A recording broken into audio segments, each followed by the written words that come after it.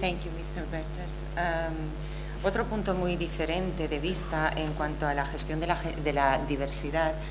nos lo va a acercar la persona que tengo a mi derecha, que es don Jesús García Zamora, secretario general de la Federación Estatal de Trabajadores Agroalimentarios, sin duda una de las federaciones que más tiene que ver con la diversidad. Cuando quieras.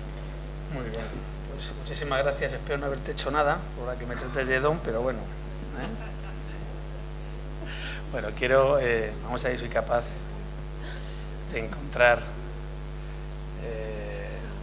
como soy de la agroalimentaria, bueno, bien.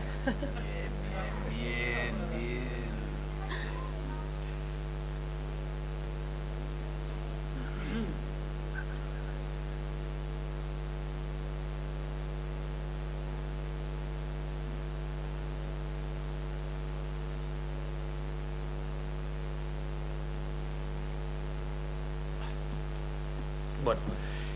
buenas tardes. En primer lugar, trasladaros un cariñoso saludo en nombre de la Federación Agroalimentaria y agradecer sinceramente de corazón a las compañeras y compañeros de la Federación de Comercio, Hostelería, Turismo y Juego la invitación que nos habéis hecho para poder participar en esta jornada y contaros alguna experiencia de nuestro sector. Y bueno, pues para mí es un auténtico privilegio el compartir este día con vosotros, y además me ha permitido volver a Ceuta,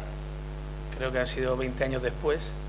sin mochila y sin ser cacheado, lo cual ha sido para mí francamente una experiencia que me volveré con un enorme buen sabor de boca.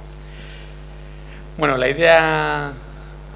cuidado, Luis, ya te tengo miedo. He visto aquí, digo, verás tú, algo impropio. Bueno, la idea que tengo de comentar con vosotros es la experiencia de la Federación Agroalimentaria en cuanto a la gestión que hemos tenido de la diversidad, fundamentalmente de que la diversidad que existe desde el punto de vista laboral no se convierta en un motivo de discriminación, para lo cual intentaré de manera muy breve y no centrándome en todos los aspectos que pueden conllevar a discriminación, pero sí los aspectos que me parecen más interesantes o que por lo menos en los sectores que organiza la Federación Agroalimentaria con mayor virulencia se producen. Para ello trataré de contaros por encima, teniendo en cuenta que a las 10 es la cena, no llegaremos a tiempo, contaré por encima cómo son los sectores, de manera muy breve, y luego también pues me centraré en un par de cuestiones que para nosotros han sido fundamentales para tratar de evitar discriminación por razón de dos cuestiones. Una, por razón de género, y en esto vosotras y vosotros tenéis una experiencia amplia porque tenéis sectores, al igual que muchos de nosotros, sectores muy feminizados. Y luego también otra parte, quizás en la que me extienda un pelín más, pero no excederé en todo caso de los 10 o 15 minutos, que es por razón de origen, por razón de nacionalidad. Bueno, el sector agrario fue probablemente el sector de nuestro país que la puerta, donde se incorporaron trabajadoras y trabajadores inmigrantes a buscarse una mejor vida, y además contribuyeron, el tiempo así les dio la razón, contribuyeron a hacer un país, España, muchísimo mejor que era hace 12 o 14 años, y ese boom económico, esa mejora inmensa que ha tenido nuestro país en los últimos 14 o 15 años, pues no se podría explicar sin la aportación, sin la participación de estas personas. Bueno, tratando, tal como comentaba el compañero Cándido, hacía la referencia a la circular de la UITA sobre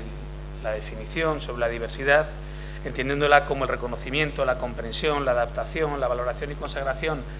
de las diferencias existentes entre las personas respecto a edad, género, tendencia sexual, raza, etcétera, etcétera. El papel nuestro, el papel sindical en los centros de trabajo, creemos que es justamente ese, el tratar de que esa diversidad sirva como excusa, sirva como referencia para discriminar. El sector agroalimentario, dentro de los sectores que organizamos nosotros, hay uno de ellos, que es el sector de la alimentación, que ocupa aproximadamente casi a 500.000 de personas. Es una industria importante, la industria más importante desde el punto de vista manufacturera en cuanto a las personas que ocupan en ella, y me quedaría de esto quizá lo más relevante sea que dentro de los sectores que organizamos, de los subsectores dentro de la industria,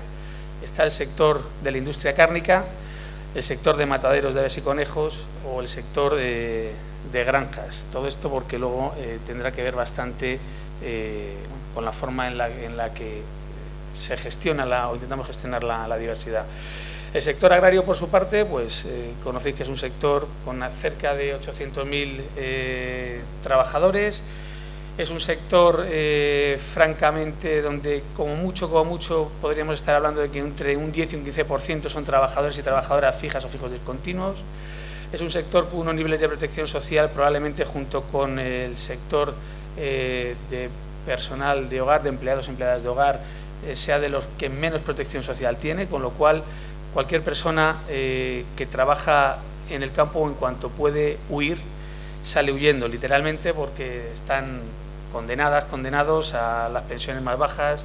a la prestación de maternidad más baja, a la prestación de incapacidad temporal más baja, etcétera, etcétera. Y luego también hay un sector de los que organizamos, que es el sector del manipulado,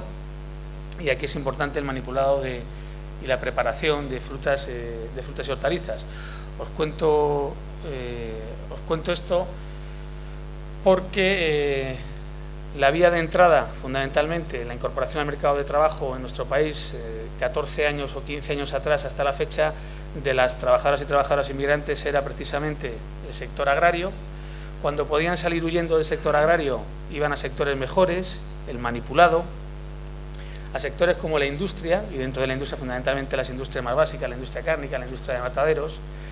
y luego cuando podían seguir huyendo de ahí iban a sectores que se veían con una mayor estabilidad, con una mejor posibilidad retributiva, sectores del resto de servicios, sectores de la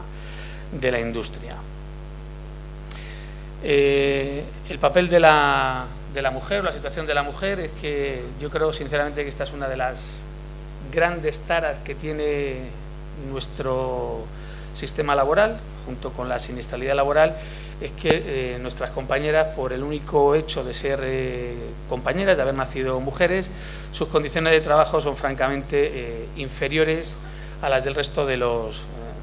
compañeros. En materia salarial, en función de los sectores, pues podemos estar hablando entre un 20 y un 30% menos de salario. En materia de tasa de temporalidad son absolutamente superiores a las tasas de temporalidad de los hombres. En el desempleo también son las primeras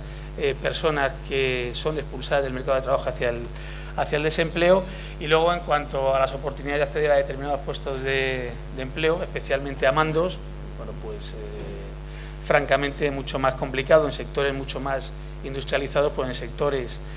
tan primitivos como este, pues es francamente bueno, pues un hándicap.